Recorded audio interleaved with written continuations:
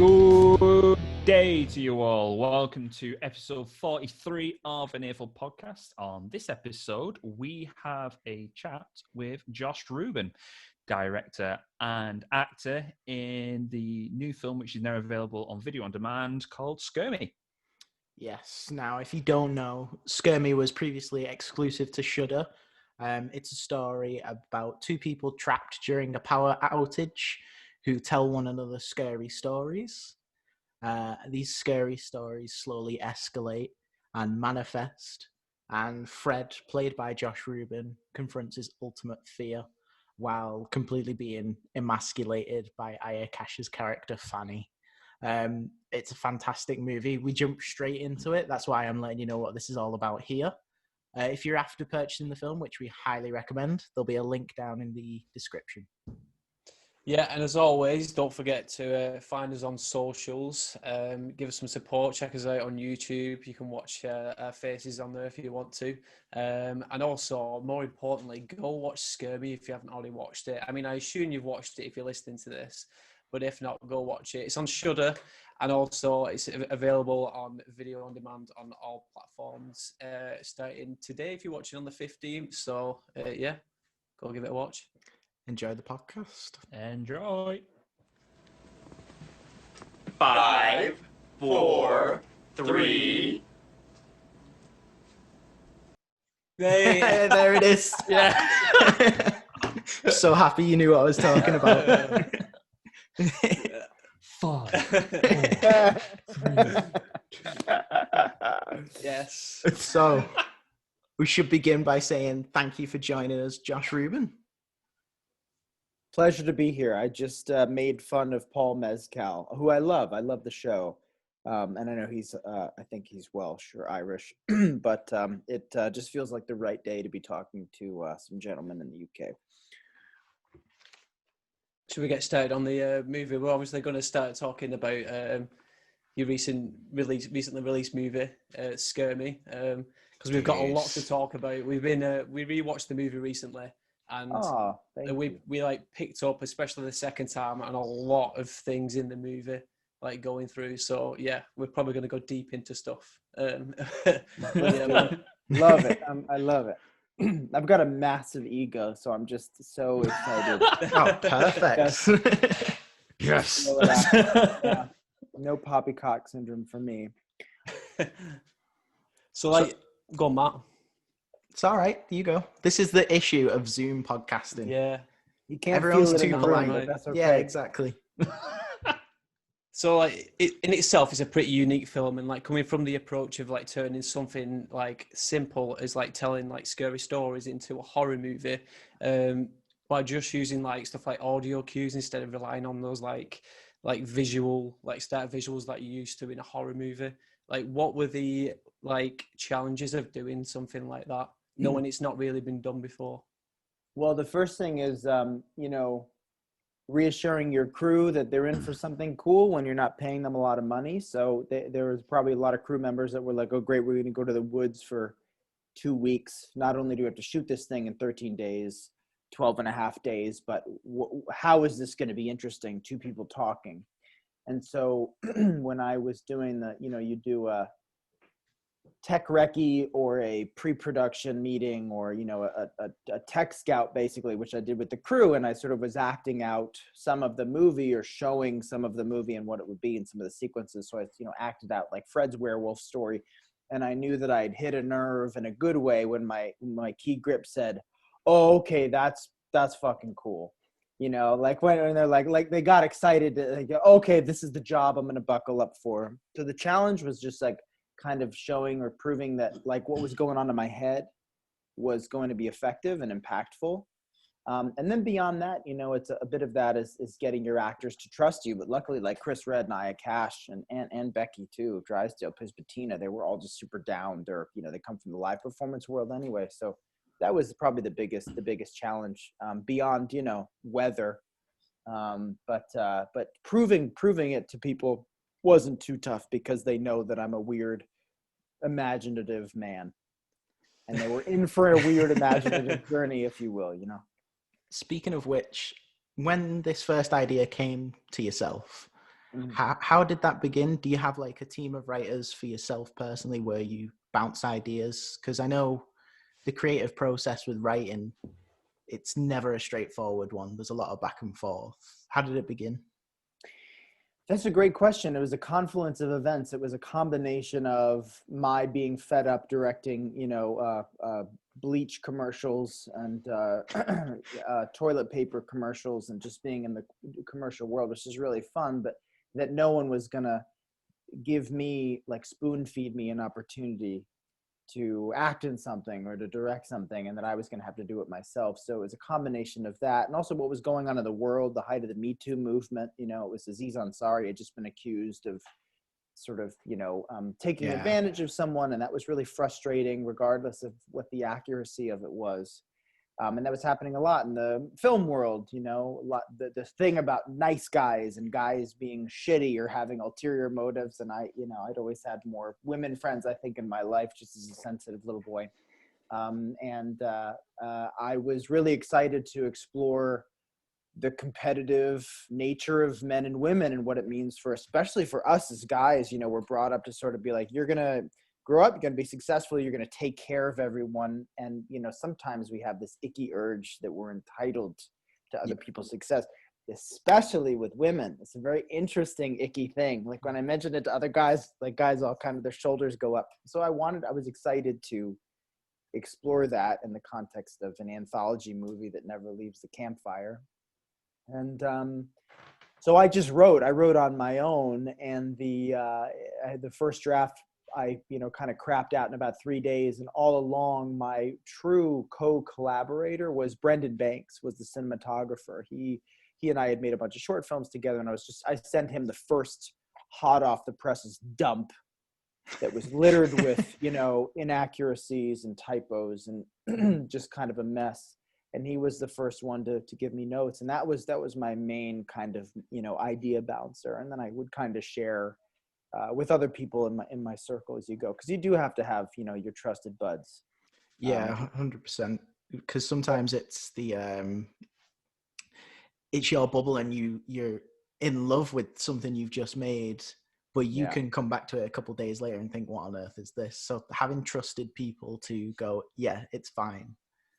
I just realized that your background wasn't taken on a family vacation. That's the cabin from the film. It is. We were wondering to see if you'd recognize it. Literally just occurred to me.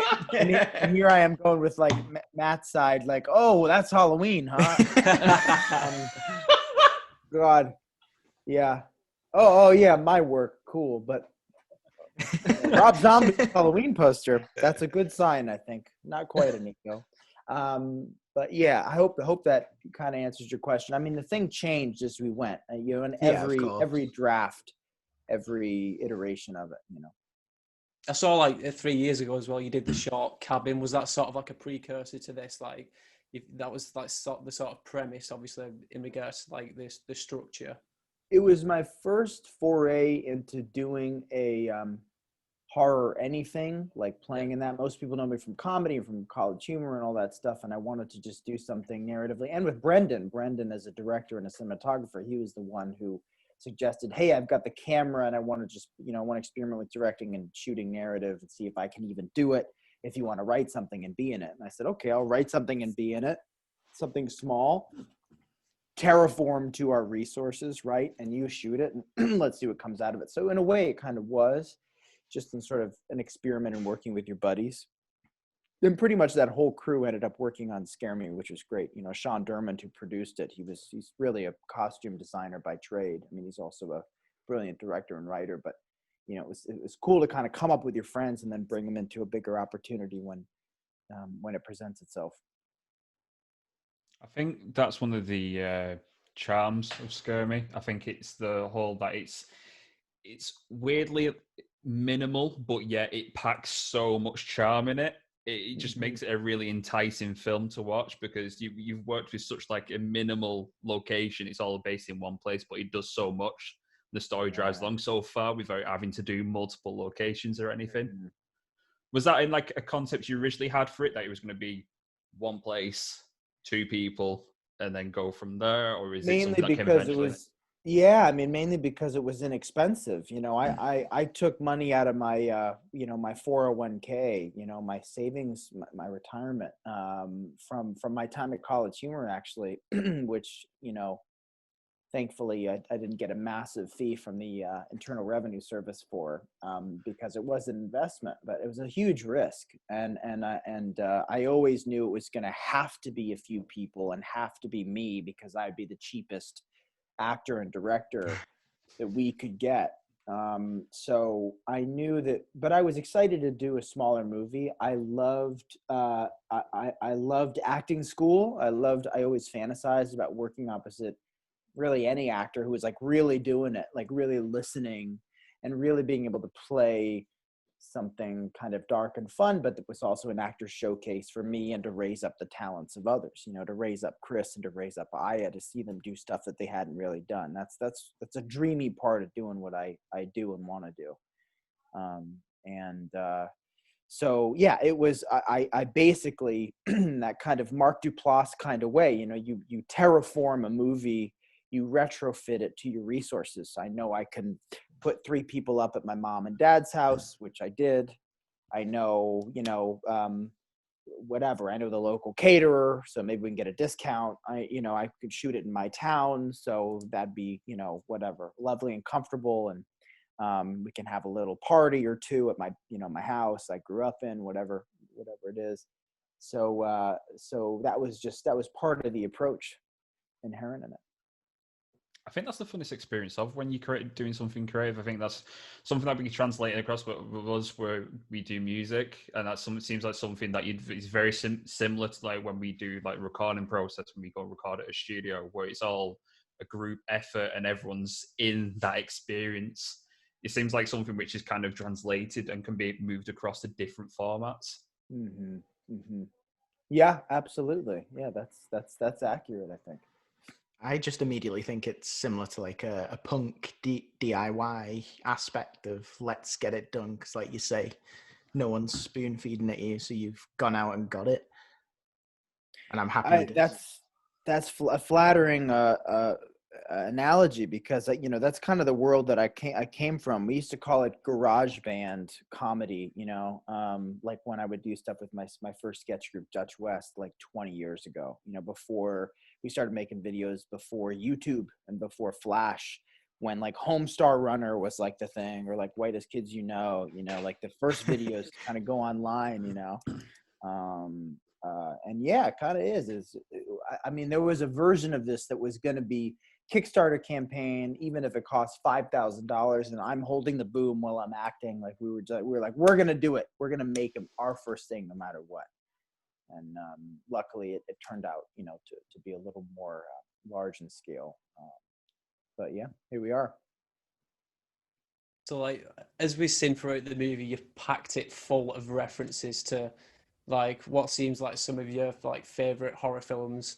Obviously, one of them being Misery, which we see like quite a few nods to throughout, which I think was pretty cool. Obviously, with the cabin, and then you've got Tales from the Crypt as well, the voice that you make, and obviously the whole point of it being sort of like in a way, like all little short stories within the movie.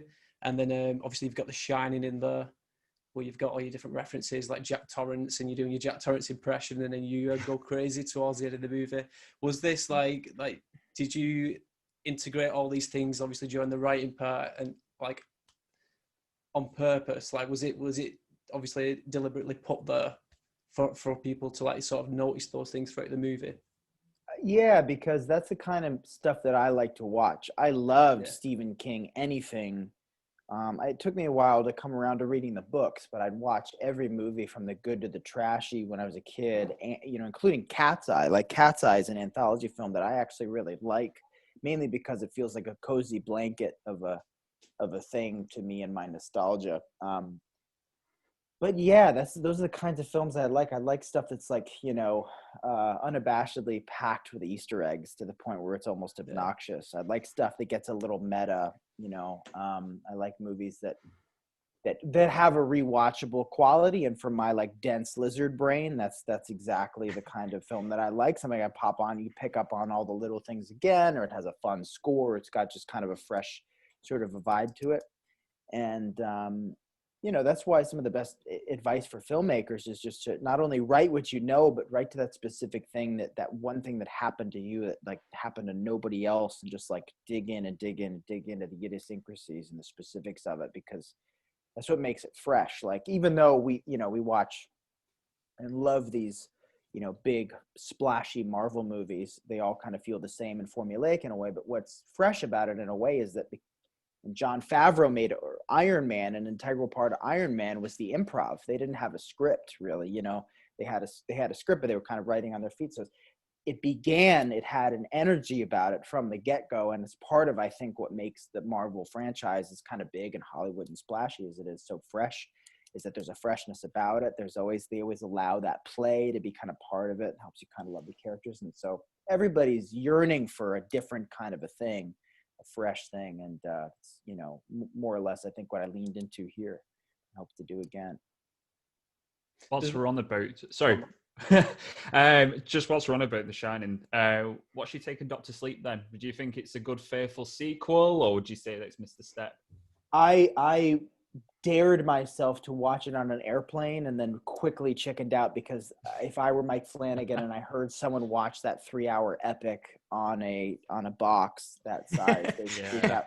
So I think what I'm going to do is reread The Shining and then read Dr. Sleep and then watch The Shining and then watch Dr. Sleep, because now we're beyond kind of spoiler territory. I also listened to, I assume all you guys have watched it, but I listened to Mick Garris's interview with Mike Flanagan. They gave away the Henry, oh gosh, what's his last name, who played Elliot, who's in everything that he does. This got on my brain. But anyway, the appearance of Jack in the film, and that actor who played Elliot in E.T., Henry, who uses Henry Thomas, my God, playing him, and that being a really cool kind of a thing. But I've heard all the mixed stuff. I still adore Mike Flanagan and his style and vibe, and I'm thrilled to see it, and I'm sure I'll totally find it satisfying. But I haven't seen it yet. We'll have to hop back on and talk about, There you go. Perfect reason to get you back. Yeah. Yeah, absolutely. Well, I have another movie coming out, hopefully in the next year, if not just beyond, called Werewolves Within. So if, you guys want to have me back, we talk about werewolves, but also about what finally, by then, I probably would have read the 2 books and watched the 2 movies. I was going to bring this up. Are you just drawn to werewolves? What's going on? That was total coincidence. It was crazy serendipity. I had wrapped Scare Me. I invited those producers, Matt Miller and Natalie Metzger, who were behind. Actually, they produced not only Thunder Road with Jim Cummings, but also The Wolf of Snow Hollow, which was his follow-up movie. So his follow-up movie is about werewolves, which was originally called The Werewolf, and they changed the title to The Wolf of Snow Hollow. So they brought me in to pitch on Werewolves Within after they finished producing The Werewolf, now called The Wolf of Snow Hollow, and there are werewolves in Scare Me and Fred. They're just like, ah! So, I need this written down. The wolves are everywhere. Yeah, everywhere. And hey, we need more. I'm excited. I was so thrilled to pitch on it. I was terrified because I thought it was going to be a video game movie and like some giant studio video game movie. It was not. It was luckily technically what they call an independent film, when movies don't cost a gajillion dollars and you still have some freedom. But anyway, yeah, we'll have to talk about that one. But I love werewolves, and I love werewolf movies. I'd do one again. So I was going to talk about this because with it online, it says it's obviously a video game adaptation. I was going to ask, what was one of the biggest challenges in terms of adapting something that already has a premise and putting it to where it's in line with your vision of what you think it should be? Well, that's a great question. The wonderful thing about Ubisoft, and there's not a whole lot I can say about the specifics of the movie because they haven't even announced it beyond the articles, casting and whatnot. But I'll say that the wonderful thing about that project was that it wasn't, and they didn't want it to have anything to do with the video game, which is essentially a VR mafia or a VR werewolf. The game of werewolf, sitting in a circle and the like, but with a mythology about it in a sort of a medieval town, everything else. So the wonderful thing was they just sort of, as part of the female fellowship program at Ubisoft screenwriting program, Mishna Wolf wrote this script that basically only had the title, and then she just wrote the story about this sort of, small town. So if anything, what I did was try and put inlay Easter eggs into the film that had anything to do with the game itself. But, the game isn't, it's not some massive Call of Duty level, sort of game that everybody has this emotional investment in. But for anybody who does, even if just the designers, I wanted to, no, it's important. Technically it's a game movie. You want to have a game Easter egg. I want to see that. So not much of a challenge, but I'll say, beyond that, speaking to my being anxious about pitching on something that felt bigger than me, especially having done a tiny movie, my big thing was, I'm just going to pitch the movie that I want to make. I'm going to reference Arachnophobia and Jaws and Hot Fuzz. And then if they go for that, great. If not, too bad. And luckily they went for it. And then it is what it is. Speaking of creative freedom, so I'm going to jump back to Scare Me because it's just a perfect excuse to ask you to come back to talk about Werewolf. So, the creative freedom, the sound design is such a integral part of this film,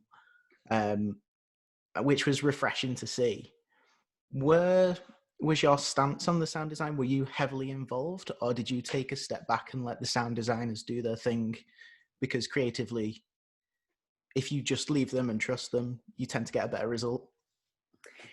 Yeah, I was very involved, but my process with any editor or any designer is to say, like, look, this is too small of a project for you not to have skin in the game, for you not to have some kind of creative involvement. I mean, that's how you should approach anything and everything. Even if you're managing an H&R Block, you got to give people a creative agency, right? So I like to give people space, but my mandate was, let's not get caught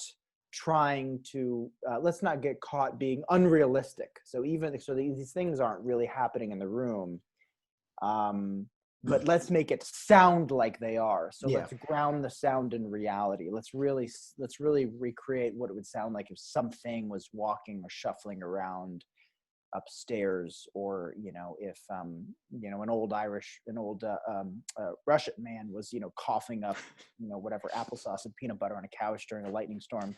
Anything that we could do to make it as accurate as possible was the mandate. But John Moros, our sound designer, and our mixer, Ian Steinus, were so rad. They were just so great and so excited because it's a sound designer's movie. Same thing with the musicians. It's a composer's movie.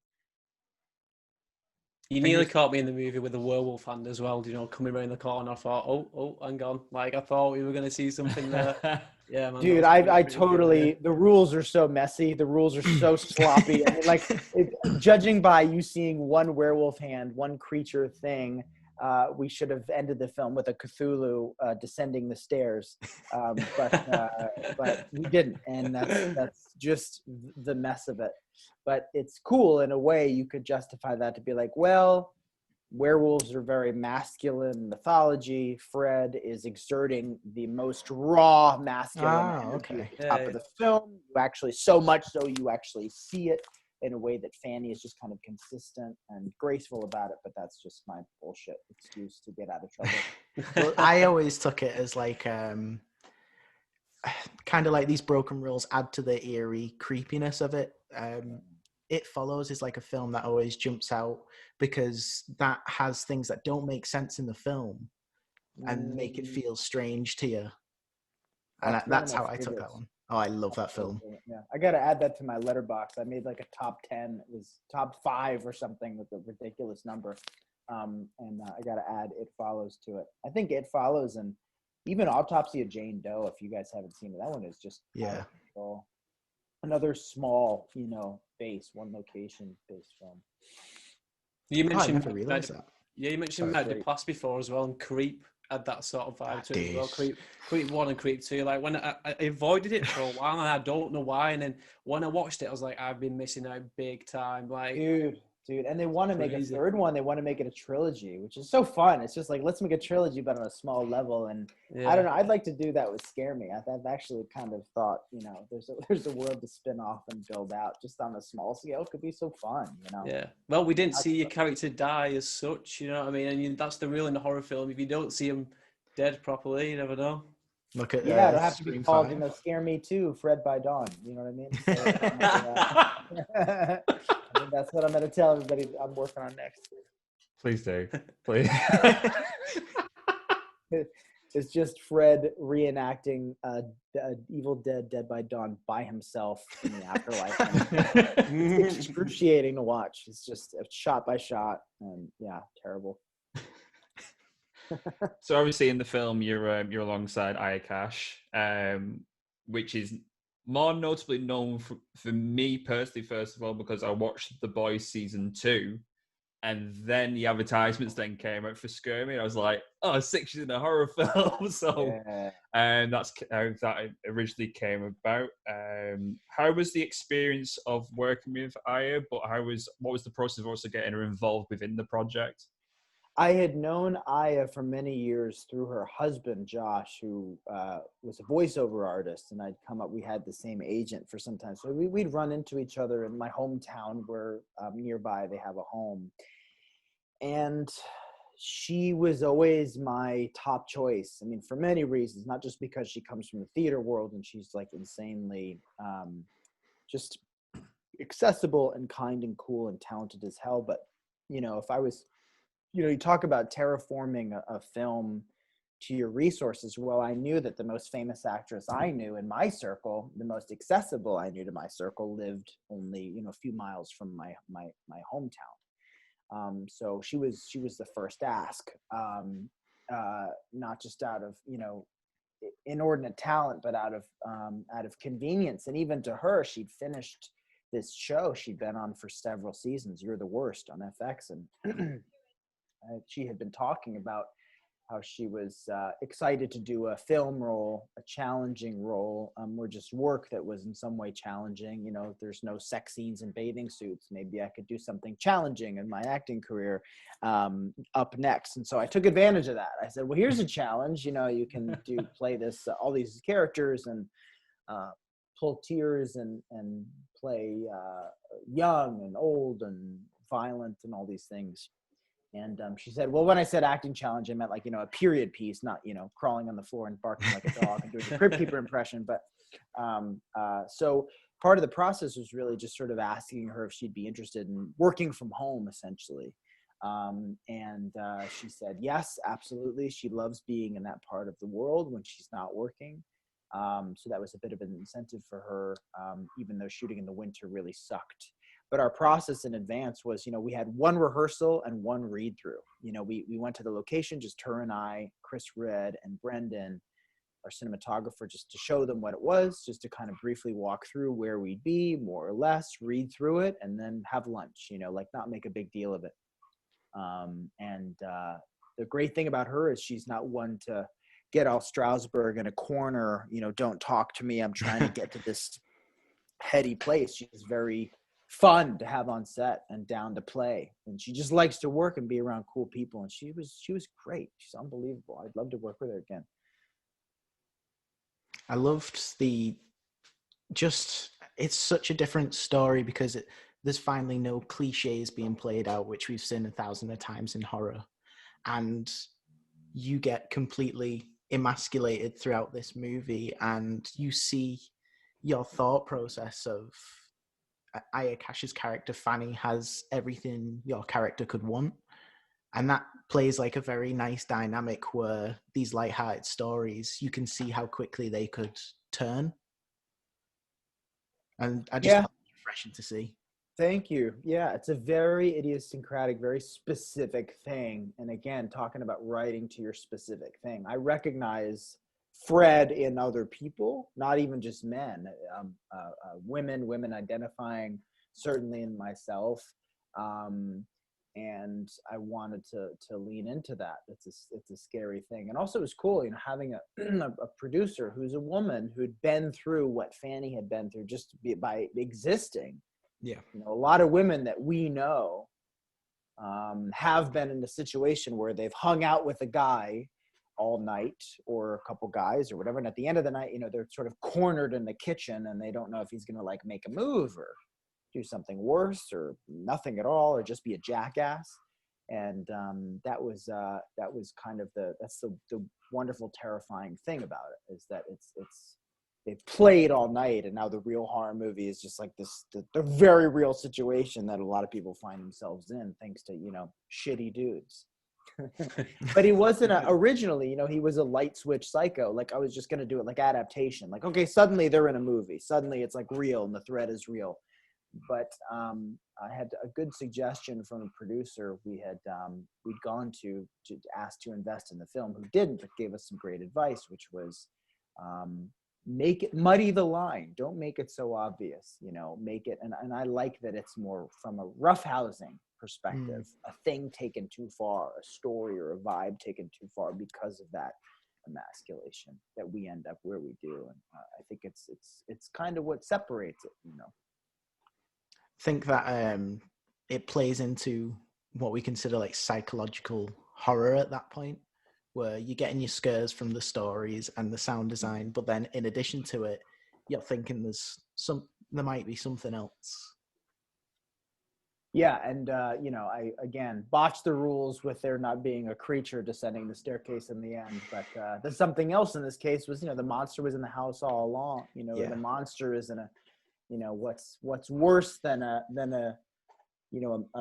mid-30s white dude who feels left out, ostracized, not heard, which is what so many marginalized folks feel on a daily basis. But guys like us feel entitled to the X, Y's, and Z's of privilege. Well, what happens when it's just consistent and battering, especially when you can't self-soothe?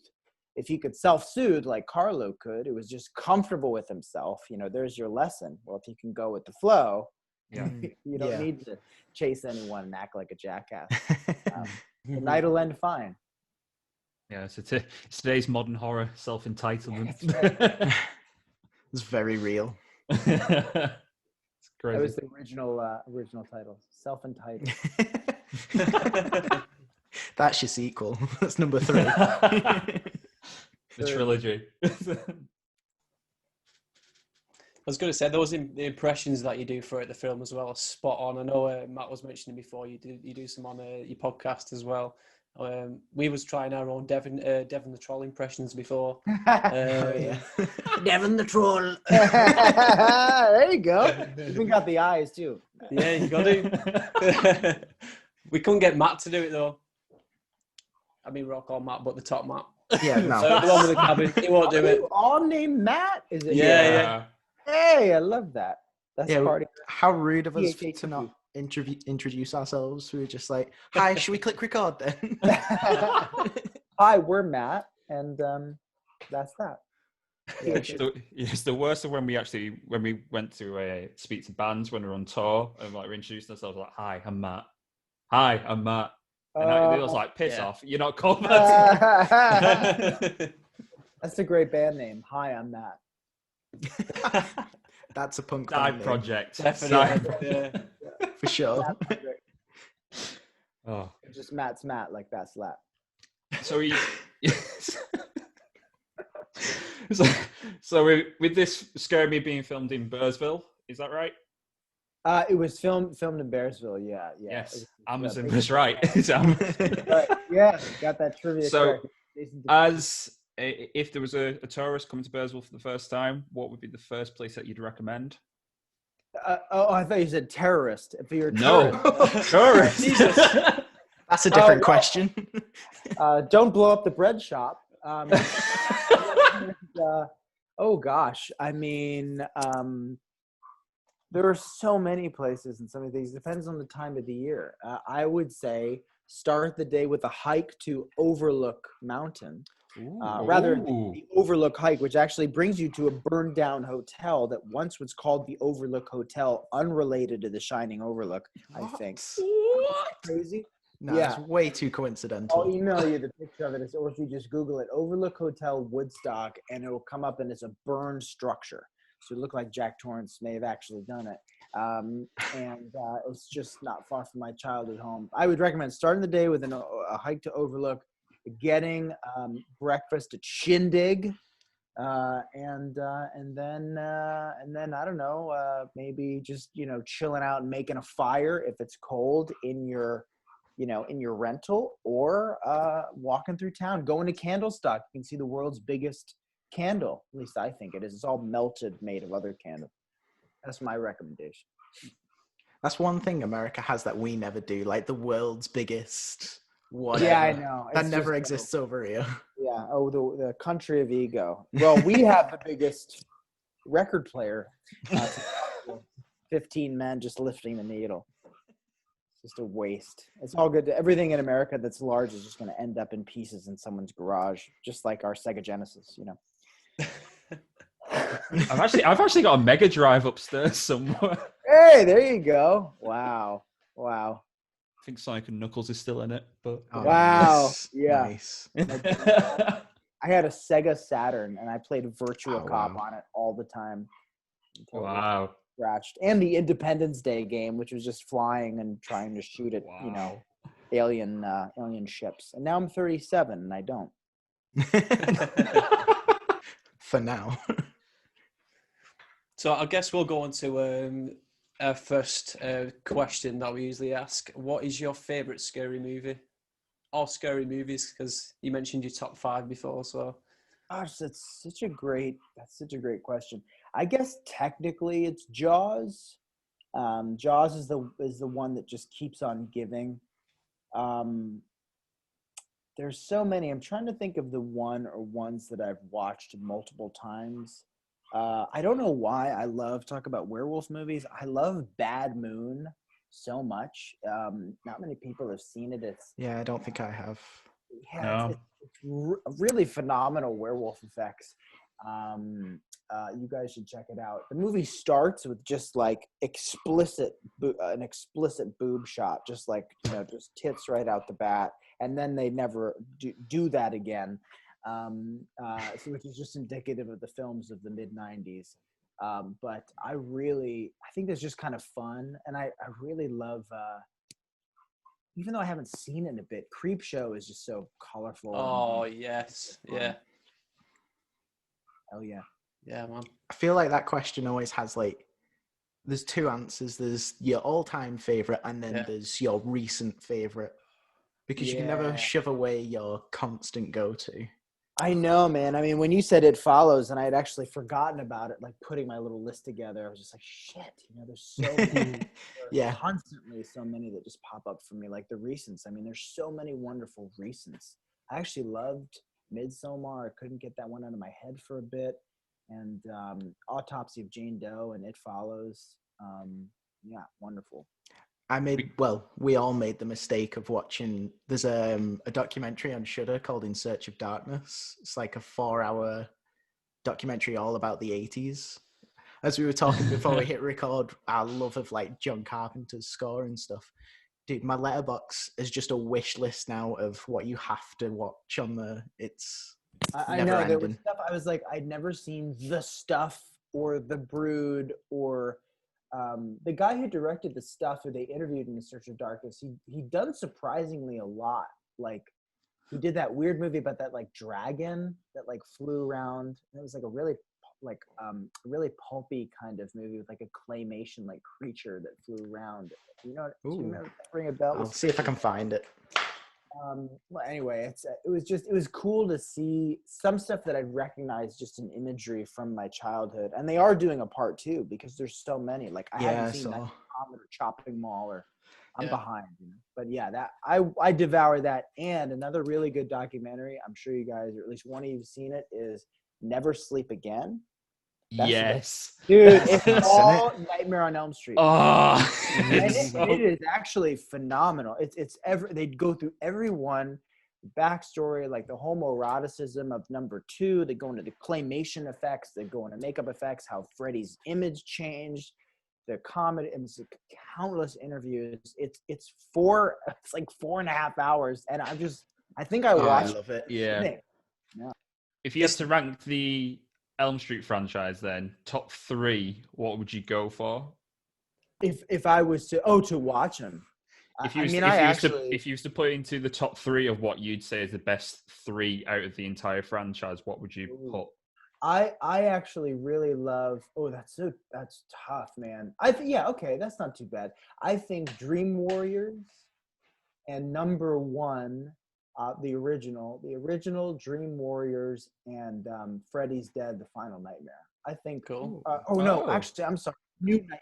I think New Yes. Nightmare. Good choices. Because didn't Wes direct that one? Yes. Yeah, He did. Yeah, because you New can see Nightmare is like incredible. I think that's one of the best meta. So good. you can see him like just toying with what's going to happen in the 90s when he does Scream, and he just takes all this gold that he's already made. Yeah, because New Nightmare was meta, and then Scream was like ultra meta. Like he's referencing Nightmare on Elm Street in there, and then also mentioning the cliches of horror films and playing on those things. And yeah, man, it's crazy. I think it was Jed Shepard. I could be wrong. Who produced and wrote Host? Oh man, what a But film! he so good. My God. I think he was the one who maybe pitched this this fan theory about the next Scream. But that the next Scream film, it might have been Jed. I can't remember. But that the next Scream film was actually going to be the real event that Stab was based on. So it was going to be like a meta, like you know how Stab is like the Yeah. world. So that Scream is going to be like the real, like what really happened. I don't know. It was something to that effect, and I'll just be like, if they want to go that meta, I'm all for it. I think my brain kind of explodes. But anyway, yes, those 3, the original Dream Warriors and New Nightmare, I think are just out of this world.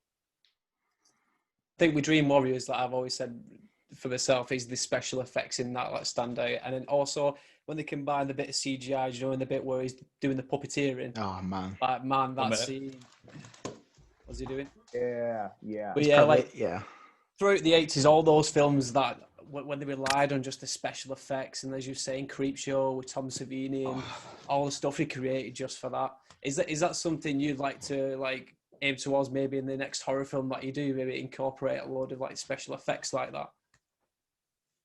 I think practical effects are so dreamy because, you know, I think our generation will probably not, I'm probably the oldest one here. I know I am, but I think we all grew up with, at least there's an adoration for those types of films with practical effects, and wherever you can utilize practical effects, especially practical creature effects, is just so dreamy. You know, we grew up with the puppets and puppeteering of the Jim Henson era, and of, you know, Ghostbusters and Dark Crystal and Labyrinth, and you know, I mean, all the way up through again films like Bad Moon and The Howling, and you know, American Werewolf in London, and on and on and on. Yeah, I think any way to keep that world alive is really, I think it's kind of crucial because it's so effective. Anything you can do, this is a filmmaker, anything you can do in camera, anything you can do in real life, recreate, is just it's unbeatable. And also, there's just such a charm to it. I mean, you know, was it John Hughes? No, Chris Columbus. I'm sorry, Chris Columbus, talking about a script existing for the next Gremlins, and that if they do the next Gremlins, that would once again be, and you can't just do CGI Gremlins. It's just effect. You're losing your charm, right? So yes, I'd like that to be part of as much as I do as possible. I think. Oh, go on. Sorry, just staying on that subject. I think it's such a critical item for a film to be rewatchable, because I'll happily sit through an 80s film or a 90s film because I know they've got practical effects. But if you want to watch something from the 2000s that I know has got terrible CGI, it just takes me out of the immersion of the film. I don't want to watch it again. One of the ones that comes to mind right away is I Am Legend. I've only seen it once. Yeah. I want to watch it again, but I just think about the vampires just being so, they just take you out of it. And there's so much about them. I mean, that movie made me cry, you know, when you realize Sam's a girl. I mean, all that, you know, all those great great moments. But yeah, I totally agree with you. And people hit walls, where you have to rely on CGI. But I think a smaller movie where you can put some money into the practical can be so effective because, again, you're really interacting with it. You're really seeing it. That's why The Thing is so good. Man. Yeah, man. That's got to go on my. I'm coming up with all these movies I've forgotten about. But I need to put it on my list. But yeah, you can't beat him, man. Now, speaking of practical effects, just to quickly jump back to Elm Street, you mentioned obviously with the Dream Warriors, where obviously you got the puppeteering scene. One of the key things why I put the first one as top tier is because of that scene. Oh, mate. That was in Dream Warriors. Yeah. That was number one, where it's the That was Tina, number one. Yeah, where it's like Tina, and he's like, Dude, he I mean, I his think arms, it's like, oh. that image and the image of the body bag being dragged. Yeah. Oh, yeah. That's Yes. unreal. And It Follows feels a lot like, definitely pulls from Nightmare on Elm Street, just kind of the sense of dread in the town. It's just so good. I think there's even like a classroom scene, isn't there? And it follows that kind of references it with the old lady. Just it's that slow pace, and It Follows of it. It's gonna get you. It doesn't matter how slow it's walking. Yeah. Oh man, It's good dread. Yeah, really, really good. I'm gonna add a bunch of films to my list now. I know I am. I don't remember. I know I perked up at It Follows, New Nightmare, and there was one that I feel like we just talked about that was like, oh yeah, that one's also The thing. Thing, duh. Yeah. Thanks, John. Oh, 'Cause- Evil Dead. I mean, Dead by Dawn is. I mean, I know that the original. I don't think the original is that. I mean, the original is just you have to watch the original. But Dead by Dawn is basically the original with money, which is unfair. But I've watched that. I've rewatched that like I've rewatched Hot Fuzz. I mean, it's just like so. I could just any time, any day. I could go 100 times. Checking that one out. I think it's. I feel like Hot Fuzz is such a quotable film. Oh yeah, It's like second nature to Sergeant bring that film Angel. up. Yeah. And just the transition shots. I mean, there's a great filmmaking, Edgar Wright's process, and just how he's just the untraditional way of like showing the passage of time, like taxi light, the plant, Yeah, riding on the plane, on the train. so effective. So effective. Yeah. So actually getting back to talking about your films, Scary. Oh yeah, I made quick one. 180. Oh, yeah, sorry about that. Yeah, write that one down. Oh, I should. But speaking of Shudder, how did that come about? Because we should specify, we'll mention this in the intro anyway, but it's now out on VOD at the time of this. Yes, But it's been exclusively Shudder. How did that come about? Was that from Sundance? Because I know you took it there. We actually, this is kind of crazy, but it was before Sundance. The film was made. The film was done. There was a version of it, and separate of that, I asked my managers if they could get me an interview to direct the new Creepshow. And I had no film under my belt. I only had, Cabin and, all these kind of short films and some sort of random projects under my belt, but no film experience. And they couldn't get me an interview because people like Greg Nicotero were directing Creepshow. And I was a bona fide nobody. But they did send the cut to Shudder, and then their head of acquisitions, essentially Emily Gatto, who is the most awesome human being on the planet. She's so rad. She pursued us, and she was like, "We need this. We need this. This is fresh and different. Haven't seen anything like this before." And we were all sort of reluctant because Shudder wasn't quite the platform that it is now. It's sort of growing and growing and growing. And it was still cool, and I think I had an account at the time anyway, or was at least intrigued enough to think about it. And they they made the offer to purchase it, which was really stunning. I couldn't believe it. And in this state of the world, pre-pandemic, movies and small movies that unless Leonardo DiCaprio is your lead or Toni Collette is your lead, there's no guarantee you're going to make anything on it. Yeah. So for them to at least offer to purchase it for US rights and for Canadian rights, and I think in the UK as well, it's just really, really rad. because They're it, wonderful. yeah, because to me, I was hesitant about Shudder because there wasn't much grabbing me. But when the documentaries came out, like Horror Noir, In Search of Darkness, and then I noticed your film Scare Me was on there, and I was recommended from actually both Matts here to watch it. That's what pulled my membership in. It is those unique films and documentaries, I think, that sell it. I think it is too. I think if I didn't have Shudder, if I didn't make Scare Me, I think Cursed, that documentary series, Oh man, that was brilliant. Yeah. and the William Friedkin one, Leap of Faith, I just watched. I think those alone would get me. Like they're so smart, and a big piece of that goes to is a testament to Sam Zimmerman's curation. He taps into it's the diversity. You've got the queer film community. You've got the traditional, the original, the classic documentary. I mean, it's it's really it's what's put them on the map. I mean, they don't leave anybody out, which is rad. That also just speaks volumes to the horror community. Like having made one, you know, where there have been some haters, you know, true horror haters who were like, "This is weak. There's no blood and limbs." And there is some blood. They've been so embracing of it. The cool thing about horror movies is that, you know, the community is so forgiving, and they're so willing to take a chance on a new thing because, you know, no matter the budget level. And that's been what's so cool about being a part of the horror community now in a way is people are so embracing of you and just kind of willing to take a chance, tell you what they think and how they compare it, how it chalks up to other stuff and what they see in it that reminds them of the other stuff. It's been rad.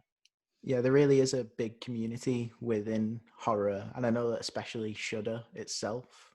Like one that stands out to me, I was speaking to people within it because Shudder's got its own Discord talking about the film Terrifier, and it's such a Marmite film. People either love it or hate it, but it was just a great conversation because people are just accepting no matter what and try it. Yeah, is that the one? Because there's Terrifier and Terrified, right? There's two. Those are two. Yeah, so, Isn't Terrified like one of the most scary films of the year or something like that? I haven't checked it out. I've not watched Terrified, but Terrifier is the sadistic silent clown that stalks people. It's pretty cool. Oh, okay. Well, I have to scare the It's the one for your list. Yeah.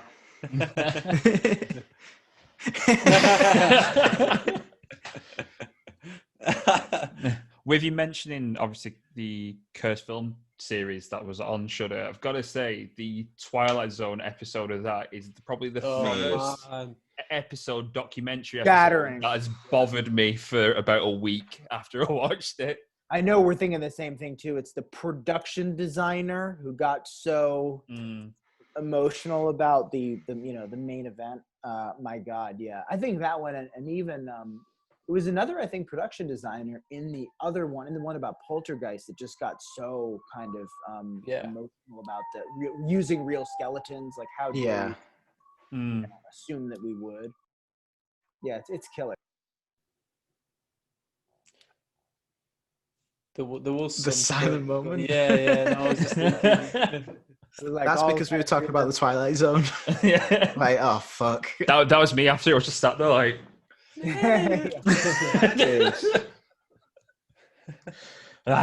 No.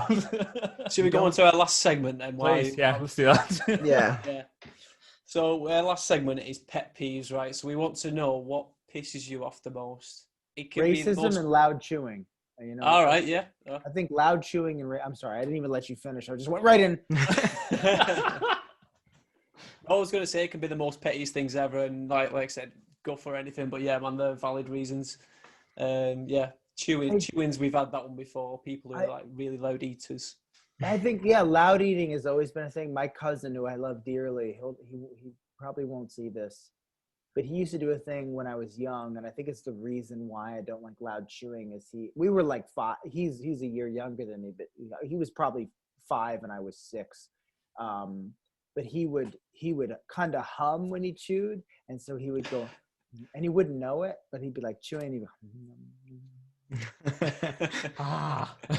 there was like this, bizarre soundtrack. But I think more than that, ignorance has an umbrella, right? So under the umbrella of ignorance, you've got racism, entitlement, and just an all around shitty behavior. And we have so much of it here in the States with the politicizing of mask wearing, where like, yes, if you and I get sick, we're probably not gonna get it too bad or give it to each other, but what if you give it to an old person or someone we know, like my buddy, John, who's got asthma, he could get rid of it. And that people don't think that it's important to wear a mask. It just drives me so crazy. And yeah, it sucks. But also, like, Australia is having stadium events now because they kicked this thing's ass. And it's like, that's what I want. If it gets me to, like, going to see live music again or going to the movie theater again, not worrying about shit, like, let's do it. But anyway, the ignorance of just self-entitled ignorance just drives me crazy. Like, I'm not gonna because I want to live free. It just drives me crazy. We're so indoctrinated as a country. I think that's a good deal part of it. But it'll end. I feel like you see that more and more now because people are obsessed with you can't see it, the phones, and constantly consuming, and it's just, well, what about me? What can I do? There's never any thought or consideration for how are you doing? How's your family? There's this thing, it's so interesting. There's this thing about legacy. I feel like we all want to leave our stamp. And ironically, the thing about phones is that it's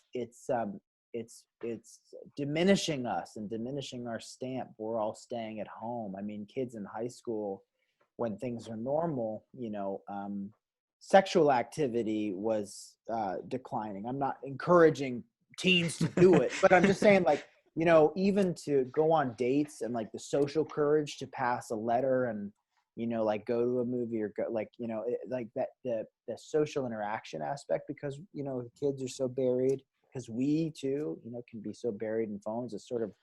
It's diminishing our social courage. And I think that's what's terrifying about it in a way, because it's just like, even to think about in the context of the virus, it's like at the end of this, are we all just going to be so used to being at home in our sweatpants, which is great, that we won't go out and want to communicate in person again, where it already was bad enough. You get the entitlement and all that garbage. We're living in a John Carpenter movie. They Live. Dude, dude, that's a film. They might as well remake it. They might as well do it because we totally are. Get the glasses out. It's crazy. It's very much an era where it's very much an era where people don't want to work to get something. For example, everything can be available to get on finance in the UK, where if you want something, you can do monthly payments for it. You don't save for it and then feel like when you get it that you've earned that gratitude of that you've earned and worked hard to get something. It's like, I'll just give you my card details and then there'll be a monthly payment for it with interest on it. Whoa, yeah. So that's a thing. Yeah, and the privilege of credit, is a big issue there, I'm sure. What's the kind of political or vibe about, just kind of like, let's beat this thing, and let's people are fed up with it everywhere, right? Yeah, for sure. But I don't know what the sense is over there. I feel like us three are surrounded by a lot of musicians, being musicians ourselves. So I feel a lot of those people are very left leaning. So maybe we surround ourselves with people who fit our narrative. But I've noticed a lot of younger people very much think there's microchips in a vaccine and don't want to wear a mask.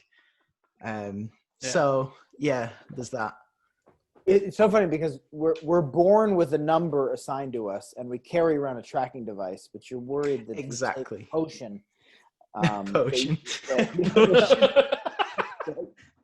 The potion it's the potion, and it'll help you.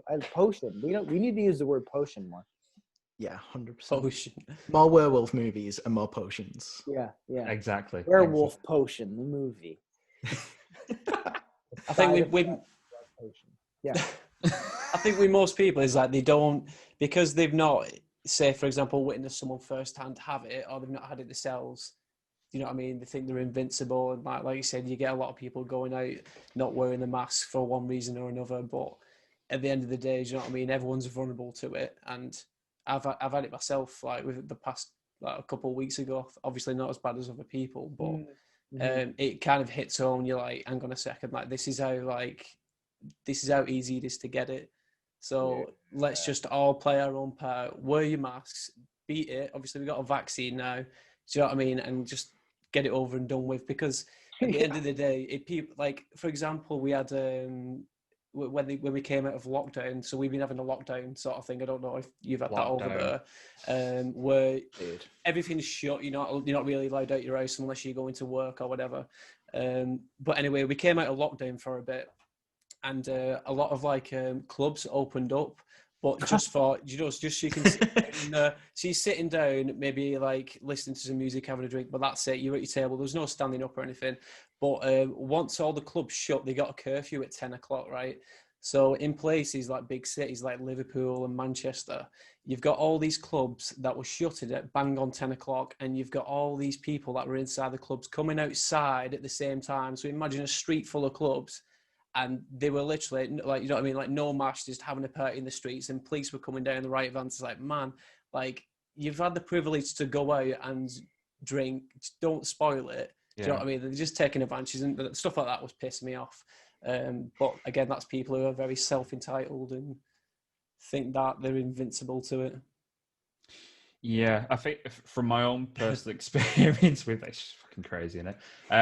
Own personal experience, the main thing that kind of freaked me out with it was pretty much back in March, because my grandmother passed away from COVID. What it says on her certificate, it says COVID, whereas she already had underlying health issues, but she picked it up from hospital. She didn't have it before going in, so it kind of puts it in a thing of like, well, if there isn't safe and everyone's going around as if everything's normal, then what we doing?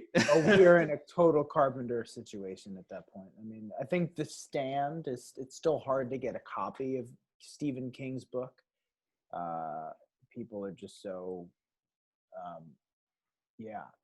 because we're living in the real situation. Yeah, it's scary as hell. But you know what? I mean, there's a piece of me that's like, don't take it out of context, but I'm also just kind of like, kill them all. You know what I mean? 100%. It's like, let them die. But also, no, but I love humans. But it's also like, if you're ignorant, just go to hell. Yeah, ignorant or racist. Thin the herd.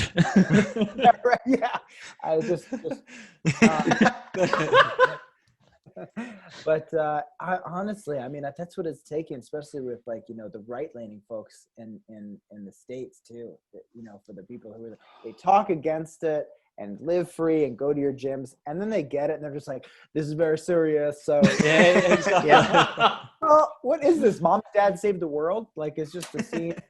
It just reminds me of the moment Mom and Dad saved the world. No one's seen it, but there's a moment when all these there's a whole planet of people who are stupid, and that's like the whole thing. It's a planet of stupid people. And there's a scene where there's a grenade laying on the ground that if you pick it up, you just vanish into thin air, and your clothes drop to the ground. And so one after the other, soldiers like, oh, well, it made poosh, and then they poof. And then I was like, oh yeah, well, shoot. I mean, it probably wouldn't happen to me. And then they disappear. And a whole line, and that's what it feels like. I gotta find a clip of it and just be like, COVID be like, We'll have to insert it in this. Yeah, I gotta find something to make me the GIF.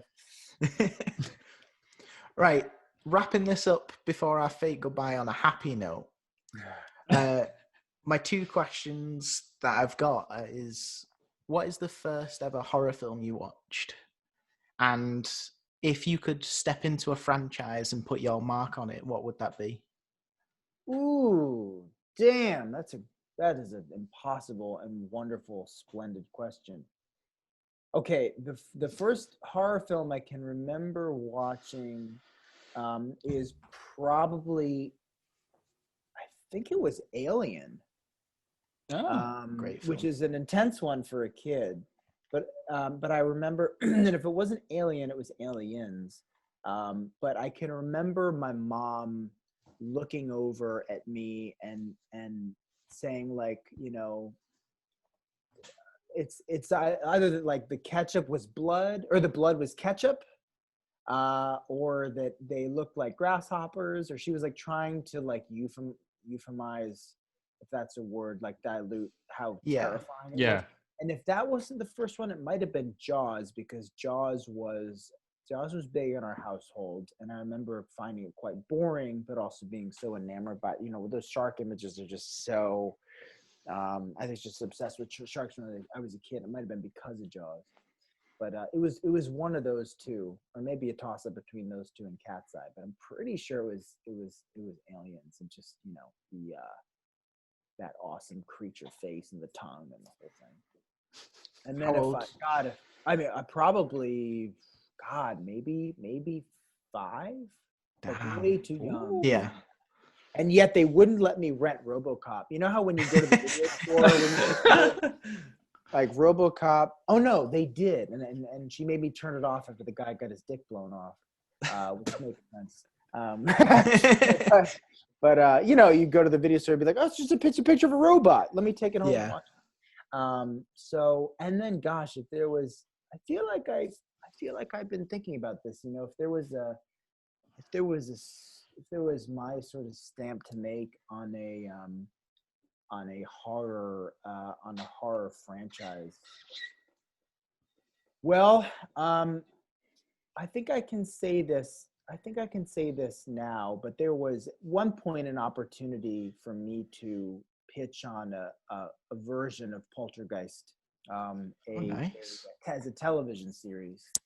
And I think my stamp would be, without giving anything away, would be that, you know, it's time to see an African American family in that context, A, but B, you know, what it's like from the context or the perspective of the poltergeist. So it's Poltergeist, but on the other side. Yeah, and I would love to do something like that, but, you know, because the gatekeepers of that franchise won't allow it, I think to be able to see that in a world that's not, you know, Ghost Dad, would be really fun. And you know, the kind of the catharsis of it, and the excuse to kind of, in that Matheson sort of way, like your imagination and the way that you're sort of dreaming when you die and your brain is sort of fading out, that your dreams and your imagination are sort of manifested. So if the last film that you saw was The Howling, that in the afterlife, the wolf and the howling would be part of your experience and would come after you or speak to you or give you advice. So that sort of amalgamation as you're kind of fading out. And I think in that, all of the emotional groundedness and all of the humor of it, while still making that homage to practical effects and everything else. I'd love to take on Poltergeist in that degree, but they won't have me. But I want it. Right. And with that $1 billion idea, you guys put this out into the world. Yeah, we've manifested it now. Yeah, let's see. 6 months from now, it's just Mark. Walk on you. The helm. That's it. Next time you're on, we'll be like, so you doing Poltergeist? Yeah. So you're still suing the. Right. I think that comes to roughly over an hour, and we've taken up plenty of your time. That's so good. I think Matt Lunn has frozen. Yeah, it looks like it. Yeah. It's an incredible image, though, because it could be that he's alive and that he hasn't been blinking. But maybe he's been taken into the poltergeist world. TV. That's exactly it. Oh, I think I hear him. Come into the light, Matt. I'm back. No, you're not. I'm waiting for like static to appear on the corner. Yeah, and this is a very host moment too, because yeah. There you are. Roughly pixelated back. Yes. Perfect. We have a steady connection over in America, but you're around the corner from me, and we're struggling. It's all of our ignorance. That's what's powered. I'm gonna go fix up my letterbox list because you've reminded me of 4 that need to be on there, if not 3. I think I put it follows. I'm going to give you a follow on Letterboxd. Yeah, I'm going to follow you on that just to. You do it. No.